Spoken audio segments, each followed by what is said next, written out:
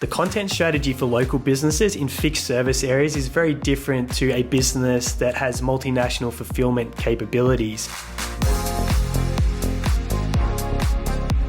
At Content Only, we create in the region of 400 original videos and written posts of business owners every single month, and a percentage of our clients fall into that category. We have a hair salon in regional New South Wales, a number of trade and construction businesses in Melbourne, Sydney, clients up in Darwin, and all their target customers are in a fixed region or postcode, and maybe your business falls into that category. Off the bat, I feel like you have a massive advantage because there are fewer businesses that you're competing with than if you're on a national or multinational scale. It also makes your pool of target customers smaller, which means you can increase the frequency at which you reach them much faster and build that relationship and connection. Also, when there's a community vibe, people tend to refer more business, and there's that familiarity, there's that trust transference that you get being in the same location as each other. So how do we create content that gets in front of a city or a suburb or a service area? And I'm going to share a series of tips that you can utilize to help do that in today's podcast episode. The first strategy is calling out the location. And I'll use a practical example to demonstrate with a client who's a concreter based in Sydney. If we titled a video or a post, resurfacing tips to add value to properties in 2024, that could appeal to anyone, anywhere in the world with a property, which means we're going to potentially reach a lot of people